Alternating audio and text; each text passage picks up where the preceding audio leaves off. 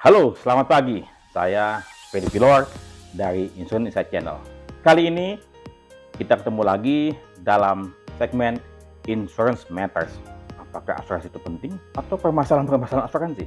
Dan tamu kali ini seorang yang sangat luar biasa, walaupun jarang bertemu, tetapi kayaknya kita punya visi misi yang sama dengan industri ini. Bang Kucu, selamat pagi. Selamat pagi Pak Freddy. Oke, kita ketemu lagi. Ya.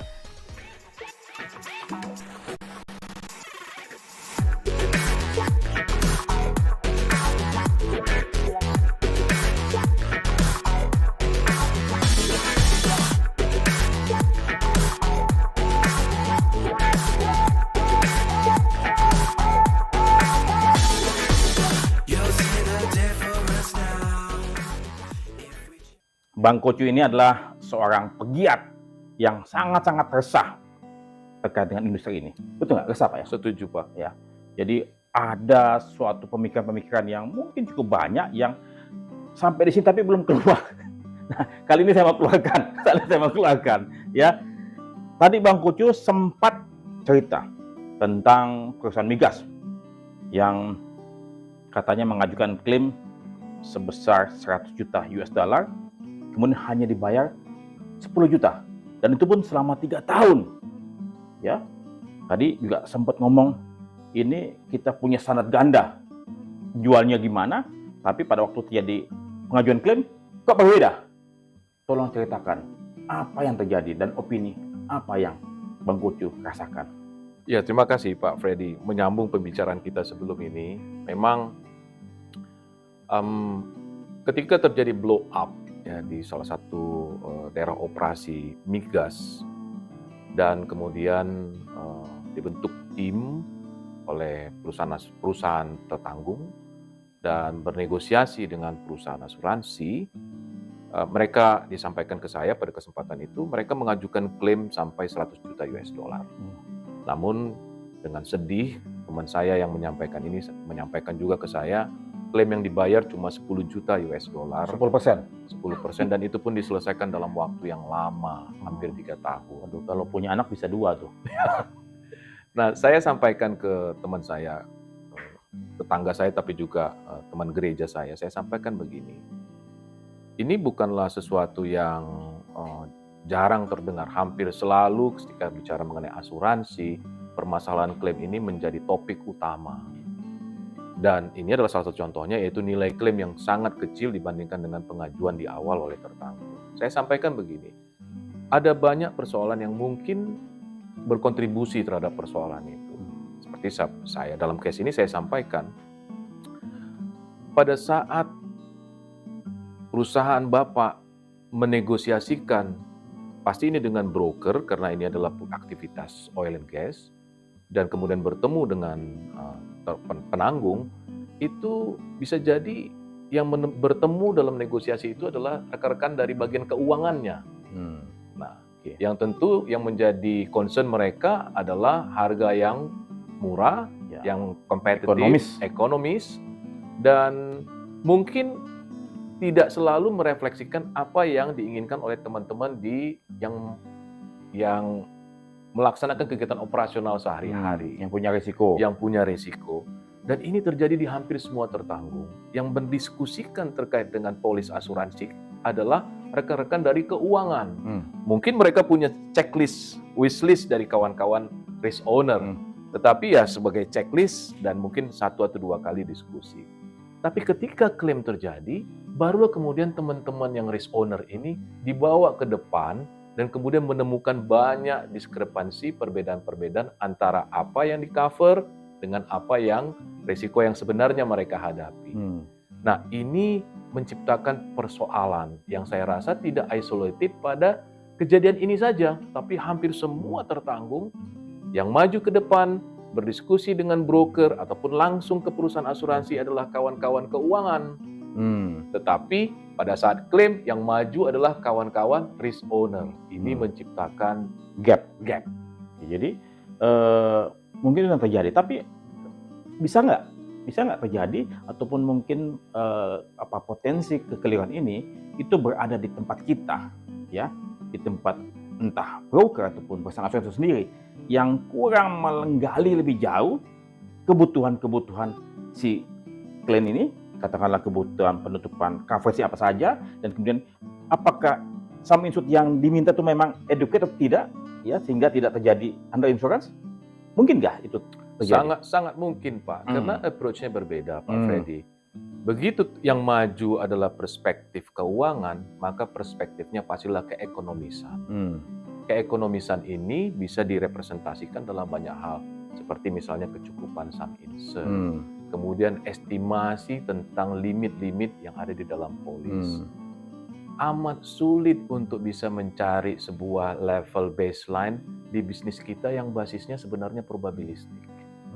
Nah, ini menjadi persoalan yang kemudian ujung-ujungnya kurang cover seperti tadi. So, jadi saya melihat bahwa memang ada satu pendekatan yang memang harus diperbaiki terkait dengan terbitnya sebuah polis.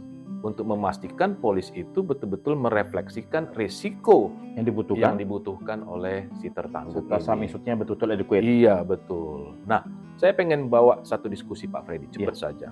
Sekitar 3 hari lalu, saya kedatangan tamu dari satu perusahaan reasuransi terbesar di dunia, tetapi bukan dari sisi yang biasa, tetapi dari bagian corporate solution-nya. Nah, diskusi menarik selama 2-3 jam. Tentang pertanyaannya adalah, kenapa tertanggung butuh you ketika sudah ada broker yang sophisticated juga, ya, dan sudah menservis kebutuhan polis tertanggung, tetapi tetap ada corporate solution.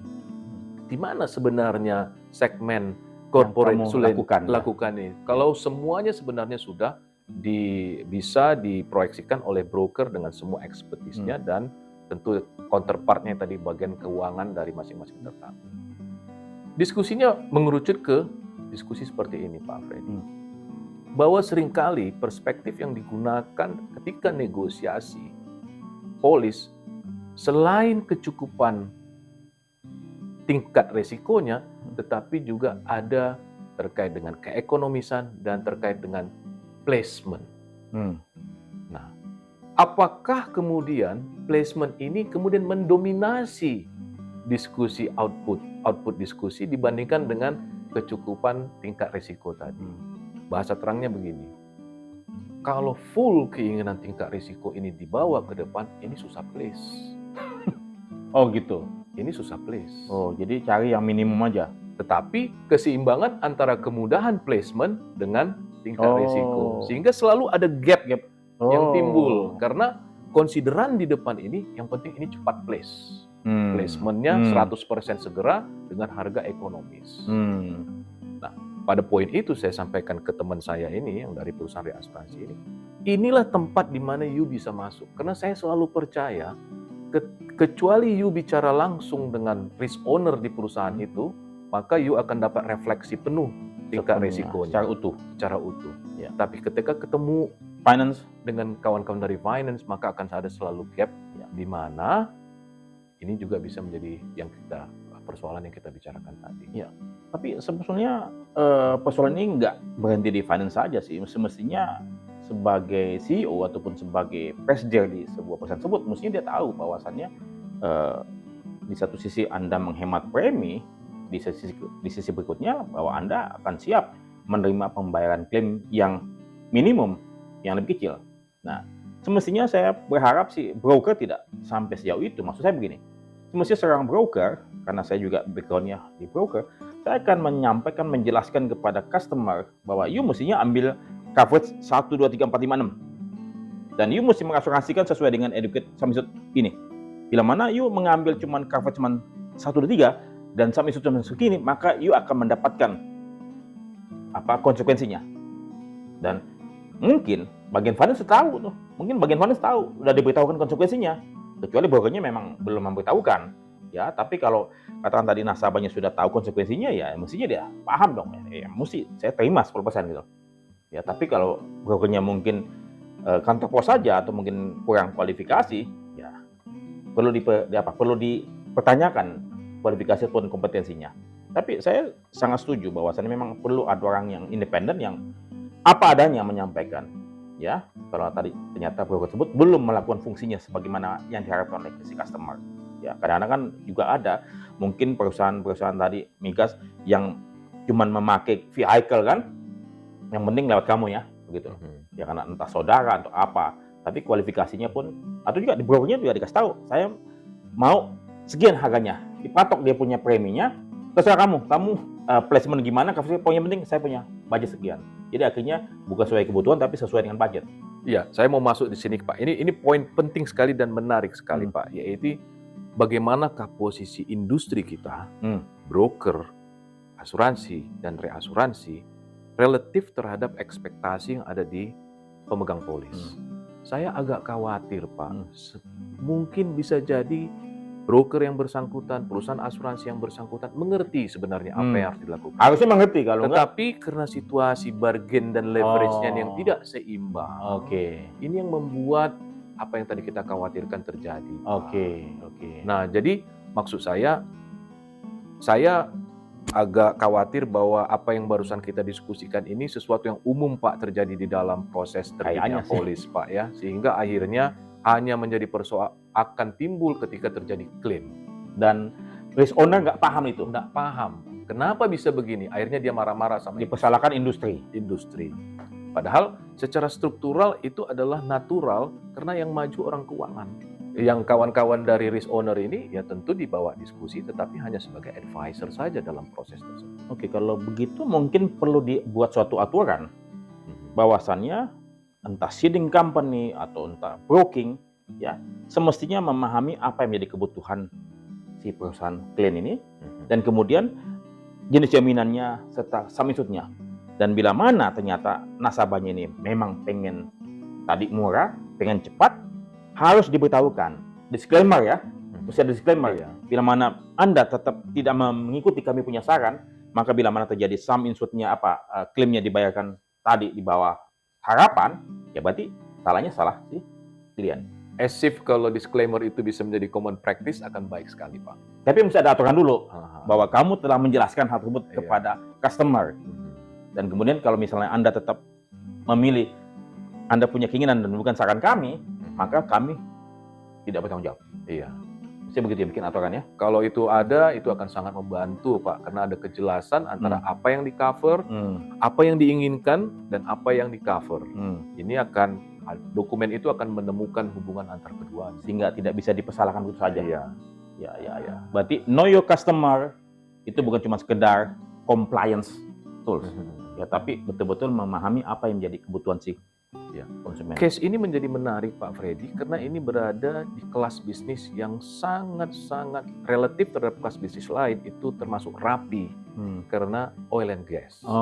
Oil and gas mestinya ini sih harusnya sangat clear karena ini high risk areas, tapi ya terjadi. Nah, gimana yang lain? Bagaimana dengan kelas yang lain? Waduh, itu. Ini kita punya keresahan mungkin nggak selesai kan? Oke, jadi kita selesaikan itu dulu. Kemudian, tadi kan kita sempat bicara mengenai penetrasi, inklusi, literasi, dan edukasi. Menjadi suatu hal yang sangat-sangat perlu ya dilakukan karena seperti Bapak tahu kita punya tingkat penetrasi masih sangat rendah Pak. Ya. Belum tadi kejadian-kejadian gagal bayar dan segala macam ya. Nah, apa yang Bapak pikirkan terkait dengan penetrasi, literasi, edukasi dan segala macam? Iya, pertama saya ingin kita manage ekspektasi Pak. Ya, saya pernah bicara sama Pak Freddy sebelumnya. Even di negara yang paling maju sekalipun, penetrasi asuransi itu tidak akan pernah tinggi sekali. Ya, jadi bahwa memang asuransi ini adalah industri yang mungkin secara natural itu bukanlah industri prioritas untuk masyarakatnya, kecuali dipaksa oleh regulasi dan undang-undang. Terlepas dari itu, saya selalu percaya penetrasi itu hanya akan selalu berhubungan langsung dengan kesadaran akan kebutuhan, Pak. Nah, kesadaran bahwa memang butuh asuransi. Bahwa dia butuh. On top of that, undang-undang seperti undang-undang asuransi wajib. tanpa kebutuhan akan awareness tentang kebutuhan, maka amat sulit Pak membicarakan penetrasi yang tinggi Pak. Nah, cuma masalahnya supaya aware tentang kebutuhan harus punya trust dulu Pak, kepercayaan. Nah, ini yang menjadi PR industri asuransi saat ini, karena memang kepercayaan masyarakat luas terhadap asuransi, minimum persepsi Pak ya, tidak sepositif yang kita harapkan. Nah, ini yang apalagi kita bicara apalagi kita bicara penetrasi Pak, ketika trust saja itu menjadi sesuatu yang sulit didiskusikan di industri ini, di kalangan masyarakat. Tadi, karena ada standar ganda, penutupan mudah, tapi klaimnya cakarnya keluar. Gimana cerita? Iya, itu juga saya autokritik untuk industri, Ke dalamnya, untuk ya, ke dalam gimana? Pak, bahwa memang sebagai orang yang berprofesi asuransi, saya juga menyadari seringkali Pak, kita industri ini menggunakan standar yang berbeda pada saat akseptasi dengan pada saat klaim. Pada saat tagline-nya saja sudah berbeda. Pada saat akseptasi semuanya bisa. Gampang. Pada saat klaim, itu yang saya katakan tadi, taring-taringnya, cakar-cakarnya semua pada berkeluaran. Nah, ini saya pikir adalah PR industri Pak, untuk memastikan bahwa kita applying the same standard ketika kita akseptasi dan ketika kita klaim. Nah, ini PR yang berat, saya tahu Pak, yang untuk industri kita, tapi sangat-sangat mungkin untuk dicapai Pak. Oke, berarti otomatis kalau kita mesti memperbaiki diri terlebih dahulu sambil melakukan edukasi supaya awareness tadi tumbuh. Iya. Nah, menurut Bapak saat ini sudah cukup banyakkah perusahaan-perusahaan perasuransian di Indonesia yang melakukan kegiatan edukasi tadi? Ya, on daily basis kita bisa lihat Pak, bahwa perusahaan asuransi terutama menggunakan klaim sebagai Windows. Ya, bukan edukasi berarti ya. Itu testimoni, promosi. Iya. Nah, jadi tapi saat ini juga kita punya kan insurance day Pak ya. One way or another itu to some extent sudah ya setahun sekali. Ya. Dan itu bukan below the line, bukan very top of the line, very visible. Iya, memang harusnya setiap perusahaan secara masing-masing Pak memiliki bersama-sama dan bersama-sama itu membangun sebuah program untuk membangun awareness ini Pak. Ya, karena saya pikir kita punya industri ini apa ya, mohon maaf, selama 3 dekade lebih mukanya sama-sama aja. Iya. Nggak berubah. Iya Pak. Ya. Dan kita nih ingin tadi meninggalkan sesuatu sebelum katakanlah kita betul-betul tidak bisa melakukan lagi apa-apa. Kita ingin yuk sama-sama yuk kita melakukan apapun yang kita bisa lakukan untuk membangun persepsi tadi ya. Begitu. Nah, kemudian kan Bapak tahu nih asuransi jiwa kredit nih. Iya, betul. Ya. Kan bermasalah nih. Iya. Bermasalah di mana sih, Pak? Saya selalu lihat sederhana, yaitu pengakuan premi pada tahun pertama atau tahun kedua. Begitu kita men-spread premi kita dalam bentuk cadangan premi dalam waktu yang lebih panjang, maka semua orang, bahkan yang paling muda sekalipun, bisa melihat kecukupan premi yang bersangkutan atau tidak. Tapi begitu lama kita itu mengakuinya semua di depan, dan sehingga kita tidak bisa melihat apakah ini cukup atau tidak. Nah, ini persoalan utamanya, Pak. Itu masalah kompetensi atau masalah integritas? Saya lebih ke sisi integritas, Pak. Jadi karena itu sebenarnya sangat mudah untuk dilihat. Begitu Bapak punya 10 premi, Bapak tahu itu 15-10 tahun, Bapak bagi saja sama rata, Bapak langsung tahu bahwa satu-satu setiap tahun ini cukup atau enggak sih ya. Karena Bapak punya pola klaimnya untuk setiap tahun. As simple as that, Pak. Mudah. Bukanlah rocket science untuk melihat itu, Pak. Jadi asuransi sebenarnya ilmu yang sangat sederhana. Sederhana. Ya. Common sense banyak bekerja di sini. Logik dan simple statistik sudah memadai untuk itu. Jadi masalah asuransi jiwa kredit itu masalah integritas yang bikin masalah saat ini. Iya. Sangat mudah, Pak, untuk ini hardcore loh, hardcore. Iya. Oke, terakhir nih. Iya, Pak. Masalah retensi nasional. Ini yang menjadi terus saja saya punya kegundahan. Betul.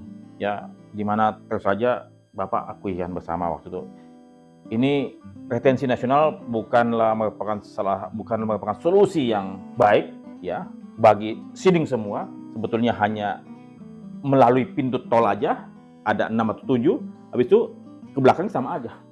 Gimana menurut Bapak? Ya, retensi nasional kan dibangun dari 2 retensi, Pak. Ya. Retensi seeding dan retensi IPR. Hmm. Dua inilah yang kalau dijumlah menjadi retensi nasional. Gross-nya ada, tapi kita tahu kita bukan bicara itu sekarang. Ya. Kita bicara retensi. Nah, retensi seeding, apa yang mengenerate retensi seeding? Ada 2, yaitu yang pertama adalah regulasi, Ya. merupakan persentase dari ekuitas, dan tentu adalah risk appetite-nya. Oke. Kalau saja dia mau lebih besar dari regulasi. Jadi sebenarnya terkait dengan retensi nasional, Pak, itu sesuatu yang sangat struktural. Karena dua-duanya based on regulasi. Baik itu seeding-nya maupun IPR-nya. Okay. IPR-nya. Kalau kemudian kita katakan sekarang retensinya masih kecil, berarti kalau kita lihat dari perspektif regulasi itu, memang ekuitas perusahaannya yang masih terlampau kecil-kecil. Okay. Sehingga memang saya rasa tidak banyak perusahaan yang berani menahan di atas regulasi, Pak. Tapi kalau regulasi ya karena diperiksa. Nah, tapi regulasi ini mengatakan ini dikaitkan dengan ekuitas. Kalau ini kita mau naikkan, maka ekuitasnya harus naik. Itu kalau kita bicara retensi, Pak. Nah, tapi itu retensi anyone risk. Retensi ini ada 2 juga, yaitu retensi akumulasi. Jadi perusahaan yang cuma motor saja, Pak, yang retensinya mungkin kecil, tetapi banyak sekali, sehingga dijumlahkan retensi company itu besar, bisa jadi lebih besar dari company besar yang cuma meride beberapa resiko dengan retensi anyone risk-nya yang jangkung-jangkung juga. Lebih besar si company motor secara ini, akumulasi, Pak, secara akumulasi. ya. Iya. Jadi, dan semua ini memang terkait dengan regulasi, Pak, terkait dengan retensi. Karena, tetapi itu pendekatan yang sekarang existing di banyak teritorial, Pak. Retensi itu dikaitkan dengan risk management, bukan lagi ke regulasi, Pak. Artinya, perusahaan itu sendiri yang menentukan seberapa besar dia retain, seberapa besar dia transfer, relatif terhadap pengetahuan dia tentang risiko. Oke. Pak, ada nggak sih Pak kajian ataupun penelitian terkait dengan retensi nasional tadi sebelum dan sesudah aturan tersebut? Berapa banyak sebelum retensi tersebut dilakukan capital flood yang keluar, dan setelah diberlakukan berapa banyak capital flood yang keluar? Iya, Pak. Saya tidak ngikutin data terakhir, Pak, ya, data terakhir. Tetapi memang ketika pengaturan tentang priority treaty diperkenalkan, maka retensi nasional itu naik, Pak. Jadi retensi nasional, saya tambahkan sedikit, Pak Freddy, mohon maaf agak kompleks sedikit. Ternyata perusahaan premi reasuransi di Indonesia itu bukan hanya dimiliki oleh IPR saja. Ada bagian yang cukup besar itu juga ada di perusahaan asuransi sendiri. Mereka inward, Pak. Satu sama lain. Bolak-balik. Ini memang menciptakan risiko spiraling, Pak, ya. Bapak pasti tahu sekali. Tetapi bahwa premi reasuransi memang domestic reinsurance premiumnya, Pak, itu memang meningkat, Pak, setelah adanya priorisasi tersebut. Memang saya tahu bahwa ada catatan di sisi IPR-nya, Pak. Karena memang IPR ini yang menerima bagian besar dari premi tersebut karena peraturan, tetapi ternyata dia retensi sendirinya tidaklah jadi tetap masih banyak ternyata yang diretrokan keluar. Dalam bentuk terutama untuk penutupan fakultatif, Pak, ya. Nah, ini memang yang menjadi sorotan banyak bahwa IPR menerima banyak tetapi kemudian juga meretrokan lebih banyak lagi ke makanya terus saya sendiri sebagai praktisi kayaknya retensi nasional ini aturannya itu hanya untuk memperbesar IPR, tapi tidak memperbesar menahan retensi kita sendiri, gitu loh. Jadi itu. Oke. Terakhir, Pak, apa yang Bapak ingin pesankan kepada teman-teman praktisi agar industri ini bisa dapat dipercaya lebih dalam oleh masyarakat luas? Ya, saya melihat kita harus do something di sisi penanganan klaim. Situasi kita hari ini hanya bisa kita perbaiki apabila kita melakukan sesuatu yang nyata dalam memperbaiki claim settlement proses kita. Itu akan segera berimpak kepada trust masyarakat, Pak. Ada banyak inisiatif yang lain, tetapi saya yakin yang paling kuat yang harus kita benahi dalam penanganan klaim, Claim handling. claim handling. Karena ini memiliki impak yang sangat kuat dan mungkin yang paling kuat, Signifikan. mempengaruhi perspektif dan akhirnya mudah-mudahan membalikkan perspektif yang tadinya sudah mungkin kadang merah ataupun merah minim. atau minim yang tadi. So kita secara industri harus memberikan fokus kepada memperbaiki proses penyelesaian klaim. Itu yang kalau saya. Karena begitu itu mencapai threshold tertentu positifnya, Pak, itu akan membalikkan pandangan orang dengan segera tentang industri kita. Kita bisa bilang macam-macam di sisi akseptasi, di sisi promotion, di sisi branding dan segala macam. Tetapi kalau sisi klaimnya masyarakat luas masih menganggap demikian, ini semua hanya akan seperti meneteskan air di laut saja. Oke, kalau misalnya boleh saya simpulkan mengenai apa yang tadi pesan Bapak, sebaiknya semua perusahaan dimulai dari CEO sampai ke bagian staff klaim. Kalau bila mana terjadi klaim, jangan pernah berpikir bagaimana klaim ini gue bisa tolak atau bagaimana klaim ini gue bisa minimalisir. Tetapi sebaliknya, bagaimana kita dapat membayar klaim ini sesuai dengan kondisi polis. Saya setuju. Begitu ya. Saya Jadi mindsetnya bagaimana kita bisa memuaskan nasabah, membayar klaimnya sesuai dengan klaim yang ada berdasarkan kondisi polis. Sehingga angle-nya angle positif. Angle positif. Begitu ya. Saya sangat setuju, Pak. Begitu. Oke. Jadi demikian teman-teman pemirsa untuk Insurance Channel, Insurance Matters dengan Bang Kocu Andreas Sudagaro. Terima kasih, Pak Freddy. Terima kasih, selamat pagi. Thank you banget. Ya, Selamat thank you. pagi. Ya, Thank you, Pak. thank you.